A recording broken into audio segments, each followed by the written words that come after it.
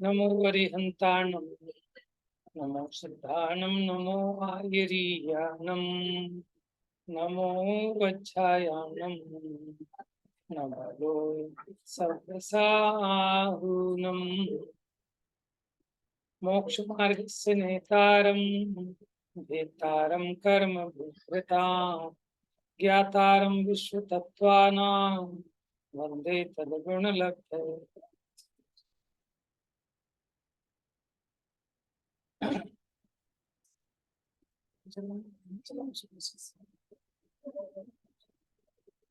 तत्वार सूत्र जी ग्रंथादिराज में हमारी चर्चा चल रही थी मध्य लोक संबंधी। यहाँ हमने जम्बूद्वीप की चर्चा देखी।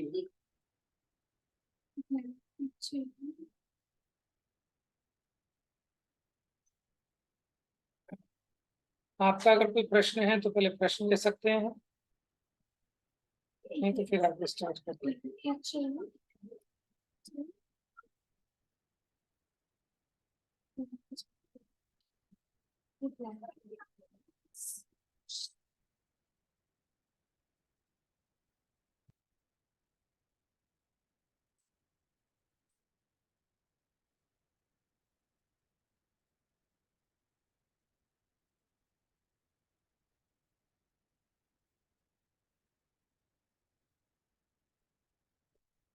ये भी आपको समझ में आ गया था कि पूरी भरत क्षेत्र की रचना है।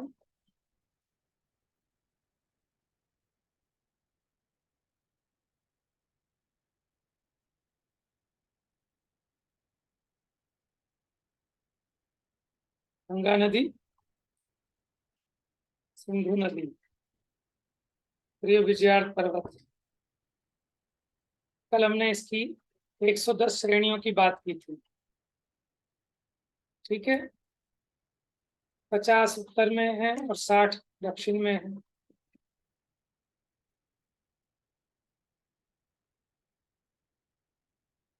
खंड प्रपात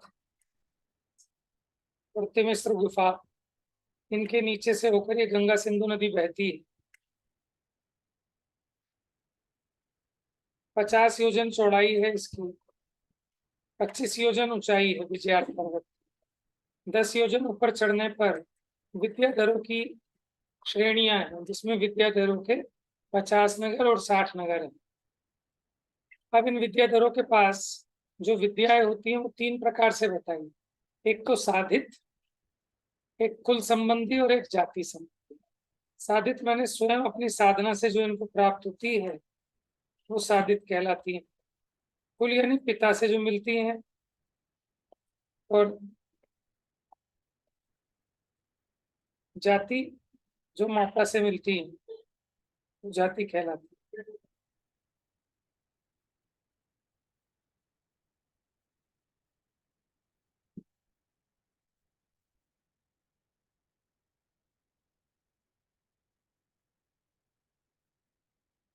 देखिए ये है विजयार्थ पर्वत की श्रेणी।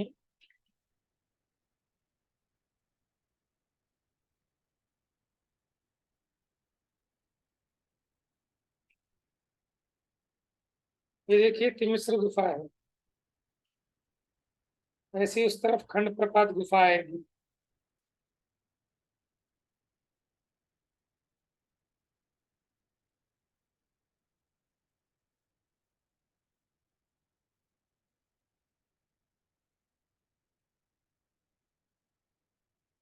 अब यहाँ से प्रारंभ करते हैं।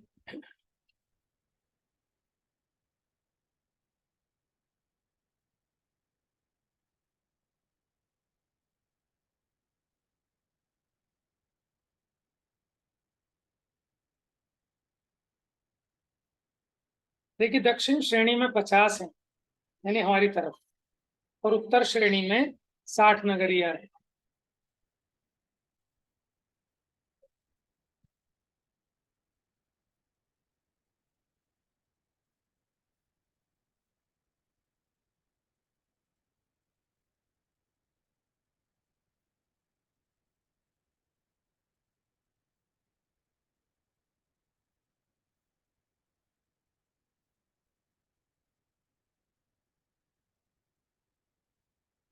हम्म चलिए यहाँ से प्रारंभ कीजिए। इस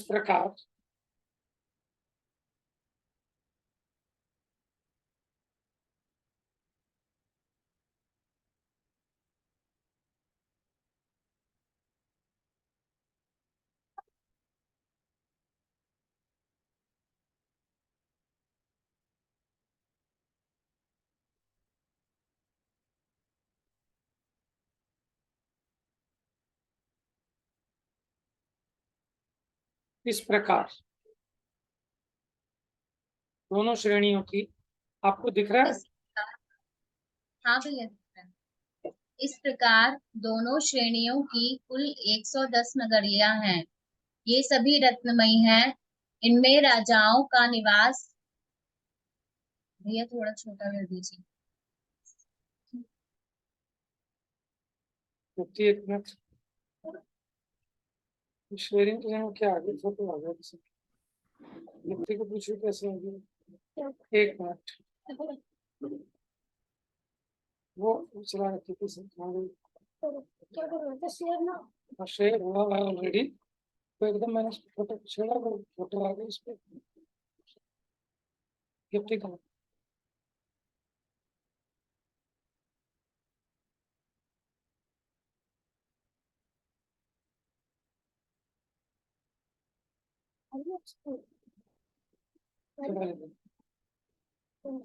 शेयर हाँ आई नहीं अभी, तो इसमें शेयर करनी पड़ेगी।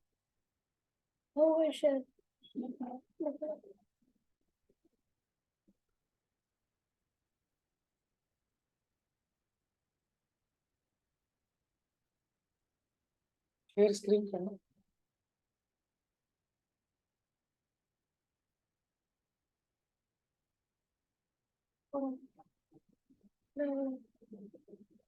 आया था ये आया। ये रहेगा।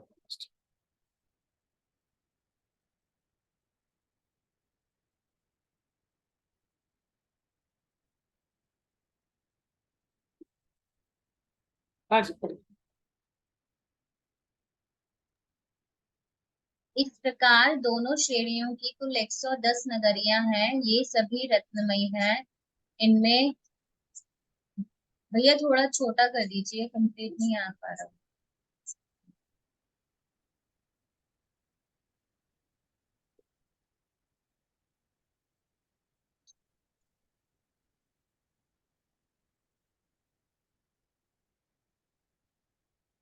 इनमें राजाओं का निवास होने से ये राजधानी है। इनके कोट, दरवाजे, गृह, मार्ग की गलियां, सरोवर, वन आदि सभी अनादि काल से शाश्वत अकृत्रिम है। इनमें साधिक, कुल, जाति इन तीन विद्याओं से सहित कर्म भूमिज विद्याधर मनुष्य रहते हैं। जो तपादि से सिद्ध की जाती हैं वे साधित हैं। जो पिता पक्ष संबंधी कुल क्रम से प्राप्त होती हैं वे कुल विद्या। जो माता पक्ष संबंधी जाति क्रम से प्राप्त होती हैं वे जाति विद्या हैं।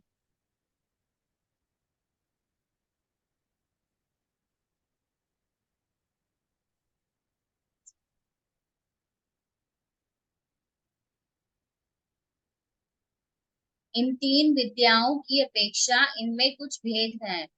इनके अतिरिक्त अन्य किसी भी अपेक्षा कुछ भी भेद नहीं है। भरत क्षेत्र के समान ही ये षट कर्म सहित हैं। विद्याधर कर्म भूमिज ही हैं, भोग भूमिज नहीं है।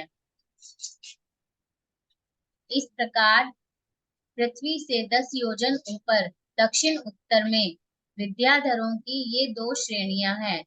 इन दोनों से 10 योजन और ऊपर जाकर दोनों ओर 10-10 योजन चौड़ी दो श्रेणी और हैं। इनमें अभियोग जाति के देवों संबंधी अनेक नगर हैं।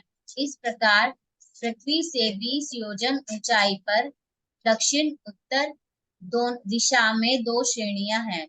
देखिए, पहले 10 योजन चढ़ाई पर थी, अब उसके और 10 योजन ऊपर जाकर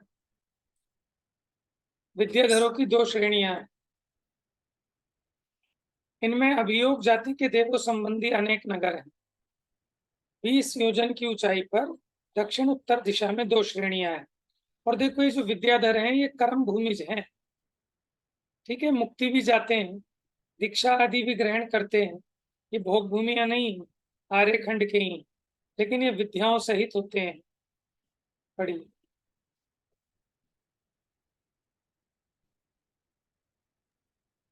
इनसे भी 5 योजन आगे ऊपर जाकर 10 योजन चौड़े पर्वत के शिखर में विजयार्थ देव की पर्णभद्र नामक एक ही श्रेणी है। भैया इसमें नीचे कॉर्नर में ना स्क्रीन आ रही है। इसकी पूर्व दिशा से लेकर क्रमशः सिद्धायतन, दक्षिणार्ध भरत, खंड प्रपात, पूर्णभद्र, विजयार्ध, मणिभद्र, तिमिश्र, उत्तरार्ध भरत, वैश्रवन नामक सुवर्णमयी 9 कूट हैं। ये सभी पृथक पृथक 6.25 योजन ऊंचे। देखो अब उनसे ऊपर 5 योजन आगे जाकर, क्योंकि टोटल 25 योजन हाइट थी ना, तो उसके टॉप पर विजयार्थ देव की पूर्णभद्र नामक एक श्रेणी है। अब पूर्व दिशा की ओर से अगर प्रारंभ करें तो सबसे पहले सिद्धायतन, देखो इसका चित्र भी दिया था, ये देखिए, देखिए सिद्धायतन,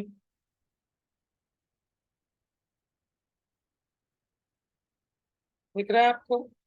फिर ये दक्षिण भरत का कूट, खंड प्रपात कूट, मणिभद्र कूट, विजयार्थ कूट, पूर्वभद्र कूट, तो इस प्रकार से ये 9 कूट है।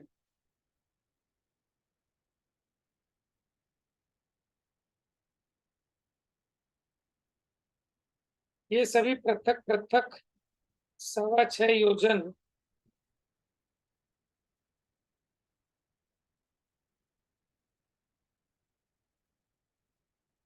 नीचे मूल में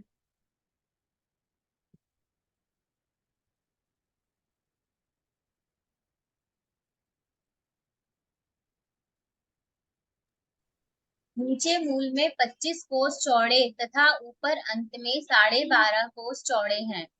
इनमें से पहले सिद्धायतन कूट में 1 कोस लंबा, आधा कोस चौड़ा और 1 कोस ऊंचा एक अकृत्रिम चैत्यालय है। खंड प्रपात कूट में नृत्यमाली नामक व्यंतर देव, तिमिश्र कूट में कृतमाली नामक व्यंतर देव तथा अन्य 6 कूटों में अपने अपने कूटों के नाम धारक व्यंतर देव रहते हैं। ठीक है, पढ़िए। 9 कूटों में जो पहला सिद्धायतन कूट है उसमें एक अकृत्रिम चैत्यालय है। फिर आगे आगे जो जो उसके कूट के नाम हैं, खंड प्रपात कूट में तो नृत्यमाली नामक व्यंतर देव रहते हैं, तिमिश्र कूट में कृतमाली नामक व्यंतर देव। आगे के 6 कूटों में जो उन कूटों के नाम हैं उन्हीं नामों के धारक व्यंतर देव रहते हैं। आगे पढ़िए। इस प्रकार यह विजयार्थ पर्वत नीचे भूमि से लेकर 10 योजन ऊंचाई पर्यंत 50 योजन चौड़ा है। यहाँ 10-10 योजन चौड़ी 2 कटनी छूटी होने से दक्षिण उत्तर रूप 30 योजन चौड़ा रह गया है। इससे आगे पुनः 10 योजन ऊपर जाकर दक्षिण उत्तर दिशा में 10-10 योजन चौड़ी 2 कटनी छूटी होने से अंत में 5 योजन की ऊंचाई पर्यंत 10 योजन चौड़ा रह गया है। इस प्रकार विजयार्थ पर्वत की रचना जानना। कटनी समझते हैं आप? कटनी जैसे जो हम झंडा फहराते हैं ना, उसके दोनों ओर जो जगह छूटती है, देखो जैसे आपको याद होगा इस तरह से हम बनाते थे झंडे के लिए।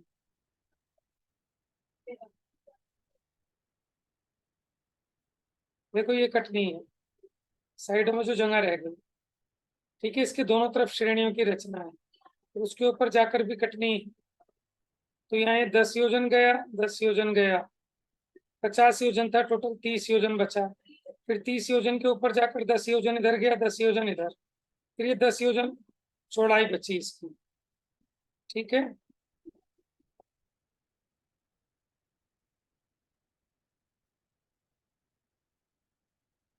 चलिए पढ़िए।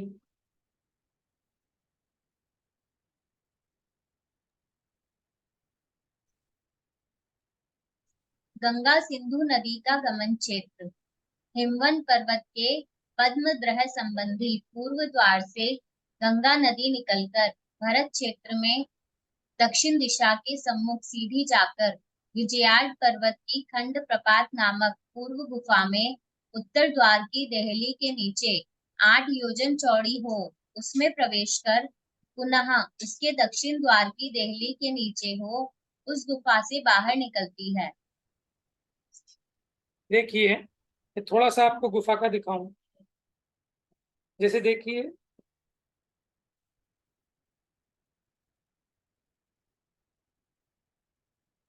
ये जैसे पर्वत था,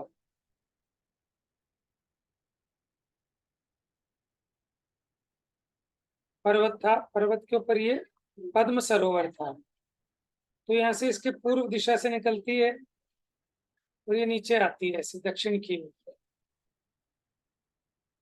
सीधी जाकर विजयार्थ पर्वत की खंड प्रपात गुफा से निकलती है। ये विजयार्थ पर्वत था, इसमें खंड प्रपात गुफा से निकली। फिर इसके नीचे ये इसकी देहली हो गई, उत्तर द्वार की देहली। इसके नीचे 8 योजन, वैसे तो हो सकता है चौड़ी होगी, लेकिन वहां 8 योजन चौड़ी रह जाती है। फिर इसके नीचे से निकलती है, ये जो पर्वत की चौड़ाई है, इसके नीचे खंड प्रपात गुफा है। यहां से निकलकर आगे पढ़िए। इस गुफा के बीच में के बीच में पूर्व पश्चिम दिशा की ओर भीख के निकट 2 कुंड हैं।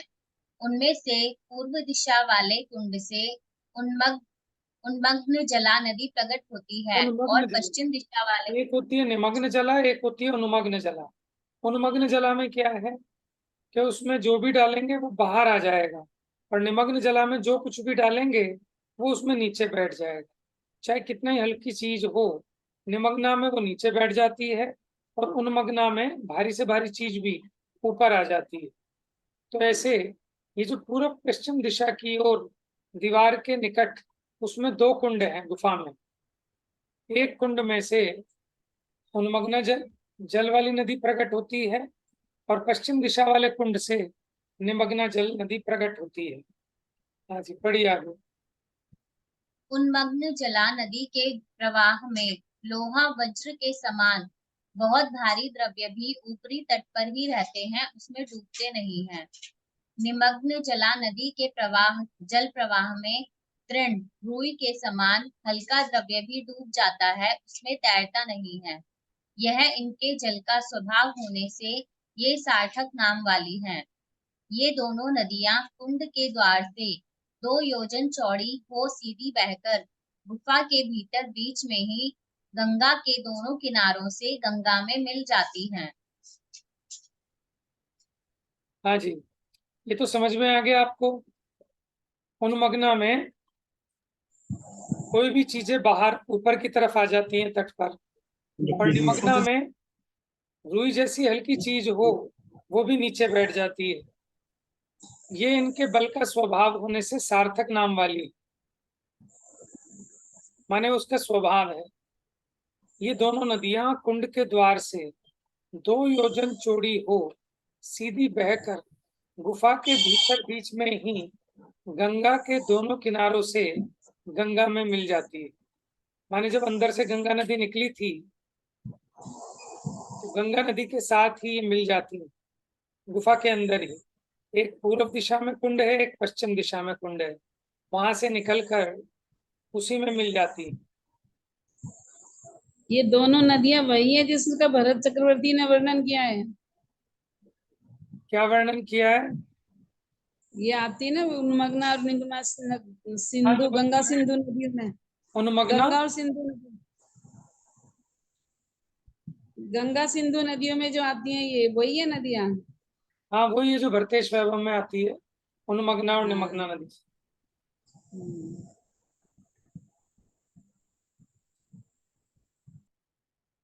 हाँ जी, पढ़िए।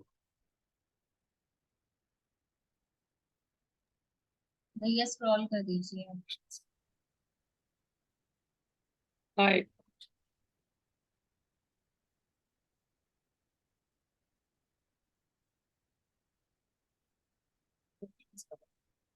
इस खंड प्रपात गुफा से निकलकर 1.5 कला अधिक 119 योजन प्रमाण आधे दक्षिण भरत क्षेत्र पर्यंत तो सीधी ही बहती हुई गंगा नदी दक्षिण दिशा के सम्मुख आती है। तदनंतर क्रमशः मुड़ती हुई पूर्व दिशा के सम्मुख हो जम्बू द्वीप की वेदी के मागध नामक छोटे द्वार के मार्ग से बहती हुई लवण समुद्र में मिल जाती है। हाँ जी, देखिए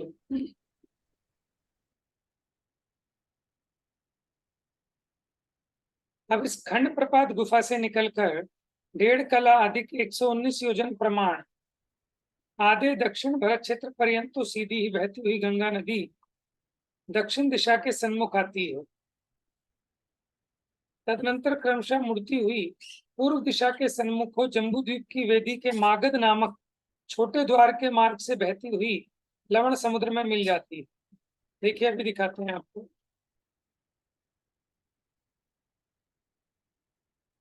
ये देखिए,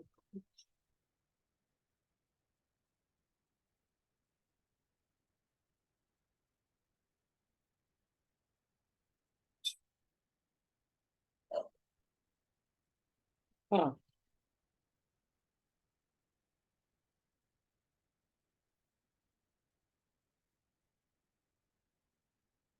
ये देखिए गंगा नदी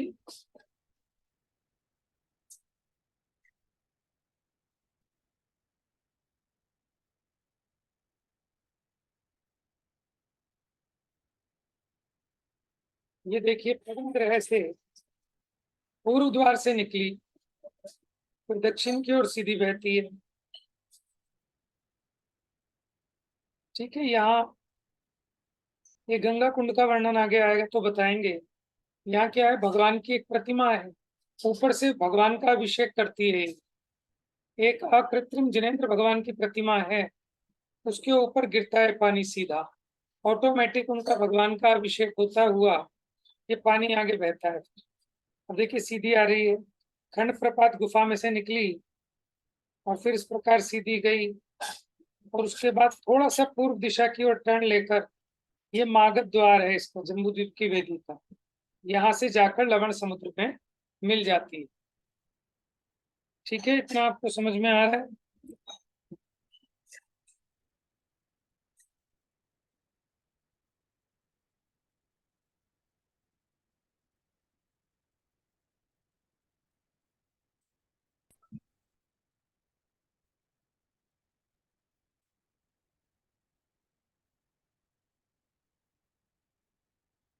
हम्म।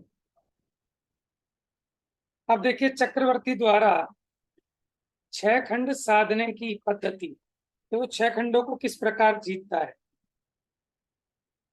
चलिए पढ़िए। संपूर्ण भरत क्षेत्र का स्वामी बनने वाला चक्रवर्ती आयुधशाला में चक्र की उत्पत्ति हो जाने पर जिनेन्द्र पूजन पूर्वक दिग्विजय के लिए निकलकर सर्वप्रथम आर्यखंड के सभी राजाओं को अपने वश में करता है। तदुपरांत गंगा नदी के निकटवर्ती विजयार्ड पर्वत संबंधी पूर्व दिशा की खंड प्रपात गुफा के ऊपर की सीढ़ियों के मार्ग से जाकर पूर्व म्लेच्छ खंड को जीतकर पुनः इसी मार्ग से वापस आता है। तदनंतर रथ पर चढ़कर उस गंगा नदी के ऊपर की ओर किनारे किनारे जाकर पूर्व दिशा वाले मागध नामक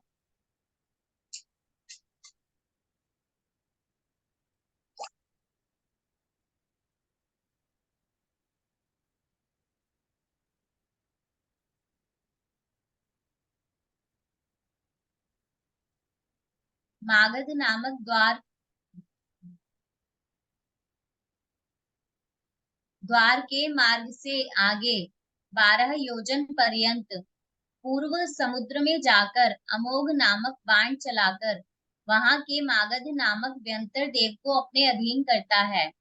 एक मिनट पुनः देखिए, अभी आप इसका चित्र भी देख लीजिए।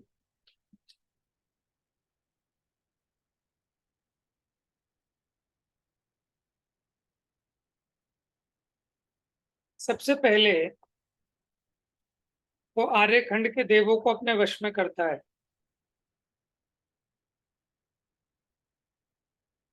ये आपका आर्यखंड है।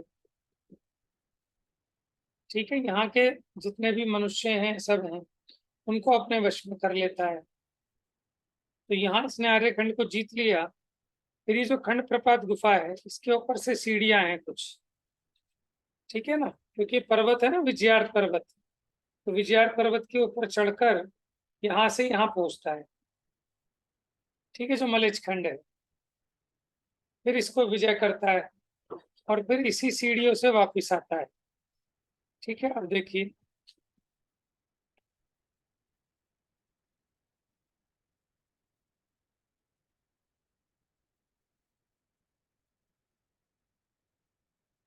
देखिए एक बार फिर से बताता हूँ। संपूर्ण भरत क्षेत्र का स्वामी बनने वाला चक्रवर्ती उसके आयुधशाला में, आयुधशाला किसे कहते हैं? आयुध का मतलब होता है हथियार, अस्त्र शस्त्र। तो उसकी आयुधशाला में जब चक्र रत्न की उत्पत्ति होती है, तो सबसे पहले जिनेंद्र पूजन करके दिग्विजय के लिए निकलता है। तो आर्यखंड के सभी राजाओं को अपने वश में करता है। फिर गंगा नदी के निकट, खंड प्रपात गुफा से गंगा नदी निकल रही थी ना, विजयार्थ पर्वत संबंधी पूर्व दिशा की खंड प्रपात गुफा के ऊपर की सीढ़ियों के मार्ग से जाकर पूर्व मलेच्छ खंड को जीतकर पुनः इसी मार्ग से वापिस आता है। ठीक है, इसको भी हमने डायग्राम में देखा। फिर उसके बाद क्या कहते हैं, तदनंतर रथ पर चढ़कर उस गंगा नदी के ऊपर की ओर किनारे किनारे जाकर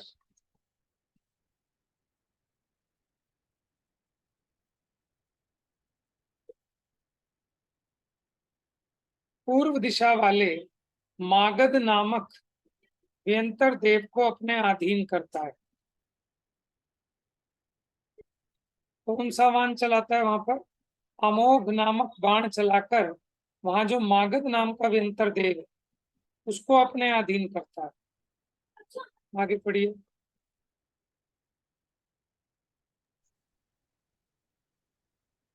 पुनः इसी द्वार मार्ग से वापिस आकर पुनः क्रमशः उत्तर दिशा के सम्मुख हो सिंधु नदी के किनारे किनारे जाकर, क्या भैया? ऊपर वाला पैराग्राफ, अच्छा ठीक है ठीक है। पुनः उसी द्वार मार्ग से वापिस आकर समुद्र से उत्तर की ओर, उत्तर है माने समुद्र की समुद्र की खाड़ी से दक्षिण की ओर वाले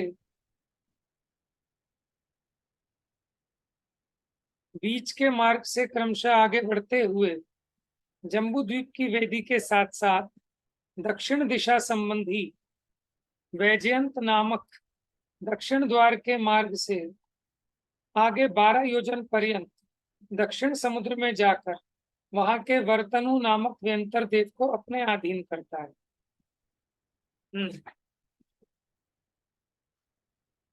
तो पहले इसने आगे 12 योजन पर्यंत पूर्व समुद्र में जाकर अमोघ नामक बाण चलाकर, माने जो द्वार बताए थे ना आपको जम्बू द्वीप की जगती के वेदी में, तो उन द्वारों से 12 योजन समुद्र में जाकर वहां के देव को अपने वश में करके आता है। फिर उसके किनारे किनारे आता है।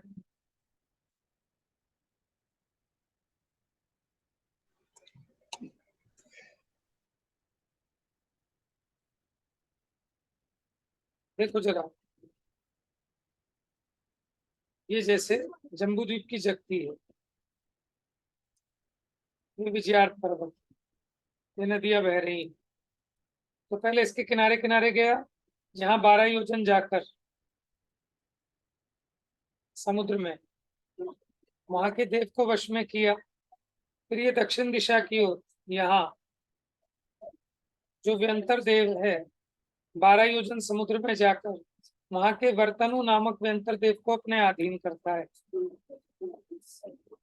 ठीक है, फिर उसी मार्ग से वापस आकर पश्चिम दिशा की ओर गमन करते हुए सिंधु नदी के ऊपर किनारे किनारे जाकर पश्चिम दिशा वाले, देखिए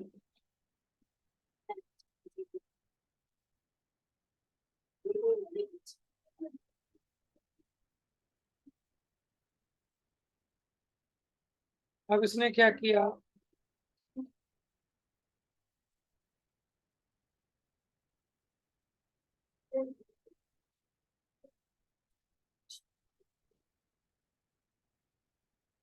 ये देखिए अब ये है सिंधु नदी। अब सिंधु नदी के किनारे किनारे यहाँ पर भी एक द्वार है जिसमें से सिंधु नदी निकलती है जम्बू द्वीप की चक्की में से। तो यहाँ पर भी वहां के देव को जीतता है। फिर ये उसी द्वार से वापिस आकर फिर श्रेणियों से चढ़कर पश्चिम दिशा के मलेच खंड में जाएगा, जो मलेच खंड है, फिर वहां विजय प्राप्त करेगा। ठीक है, चलिए पढ़िए।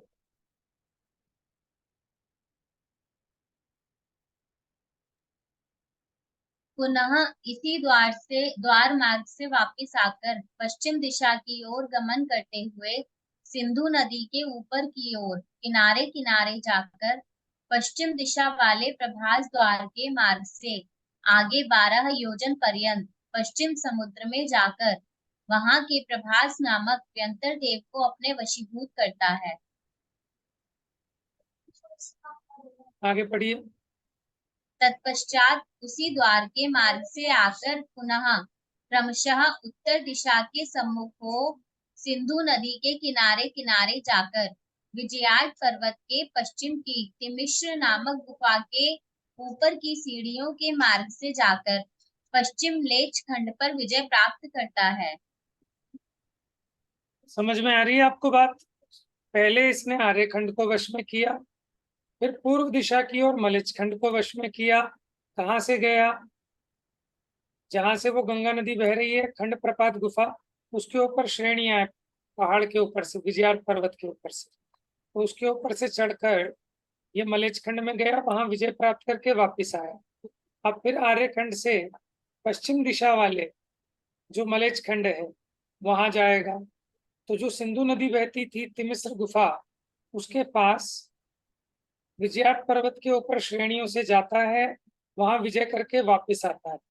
पढ़िए।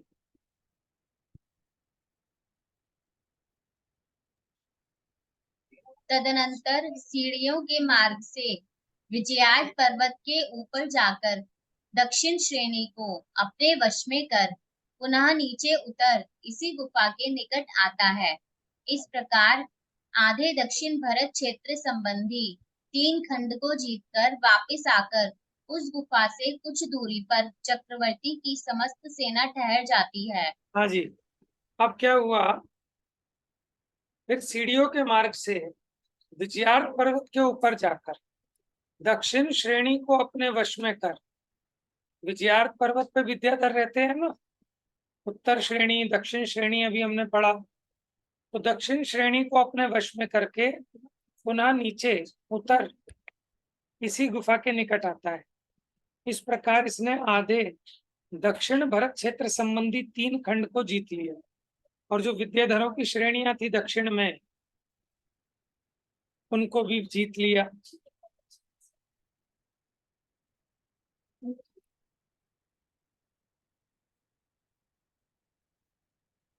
उस गुफा से कुछ दूरी पर चक्रवर्ती की समस्त सेना ठहर जाती है। चलिए आगे पढ़िए।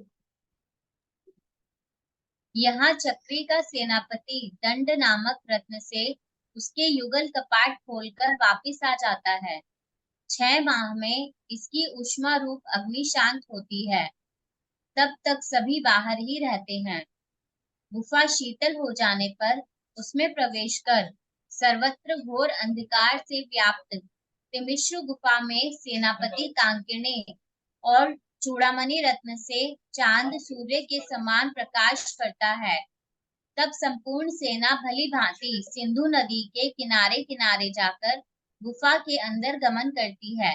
गुफा के बीच निमग्न जला नदी आने पर चक्री चर्म रत्न से उस पर पुल बांधता है, जिसके ऊपर गमन कर आगे उत्तर की ओर बढ़कर पुनः दंड रत्न से उस गुफा के युगल कपाट खोलकर उत्तर भरत क्षेत्र संबंधी 3 म्लेच्छ खंडों को जीतने जाता है। अब देखिए, अब इसने कहाँ जाना है? दक्षिण के तो जीत लिए इसने तीनों खंड, अब उत्तर वाले तीनों खंडों को जीतना है। अब उस तरफ जाने के लिए विजयार पर्वत से जाना पॉसिबल नहीं है, तो क्या किया इन्होंने, अब ये गुफा जो थी ना, गुफा में से निकलेंगे उस तरफ, ठीक है। तो खंड प्रपात जो पश्चिम की तरफ जहां सिंधु नदी निकलती थी, उस खंड प्रपात गुफा से आगे की सेना ठहर गई चक्रवर्ती की। अब चक्रवर्ती के 14 रत्नों पे एक दंड नामक रत्न होता है, तो उसने दंड यानी डंडा, उस दंड नामक रत्न से उसके युगल कपाटों को खोला। किसके? खंड प्रपात गुफा के। तो उसके कपाट खुलने पर 6 महीने तक उसमें से भपका निकलता है, गर्म ऊष्मा अग्नि। 6 महीने में शांत हो जाती है, तब तक सभी बाहर रहते हैं। फिर गुफा शीतल हो जाने पर उसमें प्रवेश कर सर्वत्र घोर अंधकार से व्याप्त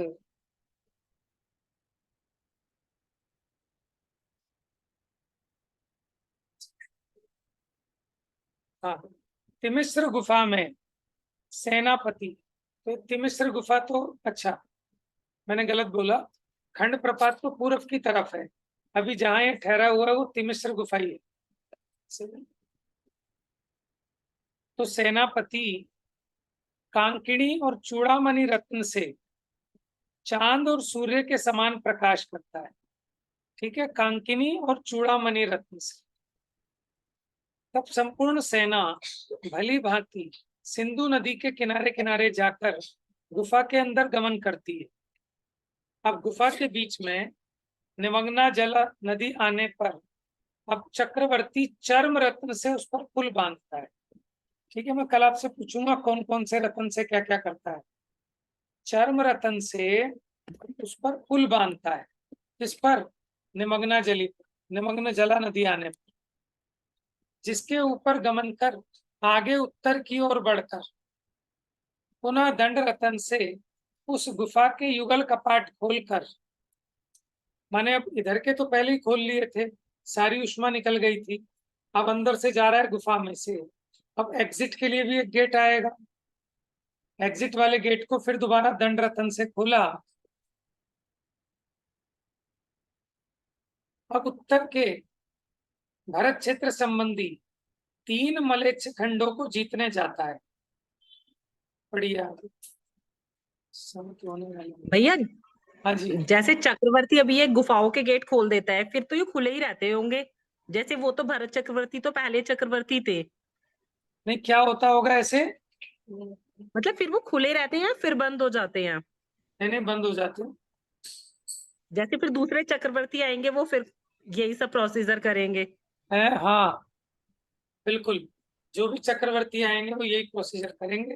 ये तो भरत क्षेत्र की बात है, ऐसी विजयार्थ में भी हर एक नगरी में ऐसे ऐसे 6 खंड हैं, चक्रवर्ती 6 खंडों पर विजय प्राप्त करता है।